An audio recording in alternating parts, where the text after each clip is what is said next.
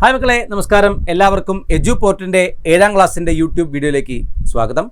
അപ്പോൾ നിങ്ങളുടെ ഈ ഓണ പരീക്ഷയ്ക്ക് നിങ്ങളുടെ ക്വസ്റ്റ്യൻ പേപ്പറിൽ കാണാൻ സാധ്യതയുള്ള അല്ലെങ്കിൽ കാണാൻ പോകുന്ന ഒരു ക്വസ്റ്റ്യനാണ് സൂചനാനുസാരം ലട്ട് ലങ് രൂപാണി ലിഖതു. സൂചനയ്ക്കനുസരിച്ചിട്ട് ലട്ട് എന്ന് പറഞ്ഞാൽ എന്താണ്? പ്രസന്റ് ടെൻസ് ആണ്, വർത്തമാനകാലമാണ്. ലങ് എന്ന് പറഞ്ഞാൽ പാസ്റ്റ് ടെൻസ് ആണ്, ഭൂതകാലമാണ്. അപ്പോൾ അതിലേക്ക് പരിവർത്തനം ചെയ്ത് തരുന്ന ഒരു ക്വസ്റ്റ്യൻ നിങ്ങൾക്ക് എന്തായാലും പരീക്ഷയ്ക്ക് ഉണ്ടാവും. ഇങ്ങനെയാണ് ഉണ്ടാവുക: ധാവതി. അപ്പോൾ അതിൻ്റെ ലങ് ലകാരം എന്താണ്? അധാവത്. ഭവതി എന്നുള്ളതിൻ്റെ ലങ് ലകാരം അഭവതാണ്.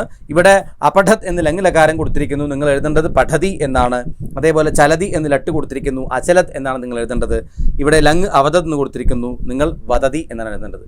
മിക്കവാറും ചിലപ്പോൾ ഇത് ഇങ്ങനെ ആയിരിക്കില്ല, സെൻറ്റൻസിൽ ചോദിക്കാം. അല്ലെങ്കിൽ സൂചനയ്ക്കനുസരിച്ചിട്ട് ഉചിതമായിട്ടുള്ള ഗണം എടുത്തെഴുതുക, അല്ലെങ്കിൽ ഭിന്നമായിട്ടുള്ള ഗണം എടുത്തെഴുതുക. ഇങ്ങനെ ഏതെങ്കിലും തരത്തിലായിരിക്കും ഈ ചോദ്യം വരിക. പക്ഷേ പരീക്ഷയ്ക്ക് തീർച്ചയായിട്ടും ഇങ്ങനെ ചോദ്യം വരും. ചിലപ്പോൾ ഒരു സെൻറ്റൻസിൽ തരും, സെൻറ്റൻസിൻ്റെ അവസാനത്തെ വേർഡ് ലട്ലകാരമായിരിക്കും, അതിനെ ലങ്ങിലേക്ക് പരിവർത്തനം ചെയ്യാനായിരിക്കും വരിക. അത്തരത്തിലും ചോദിക്കാം.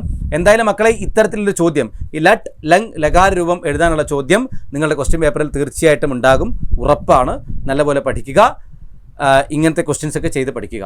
Okay, thank you, namaste.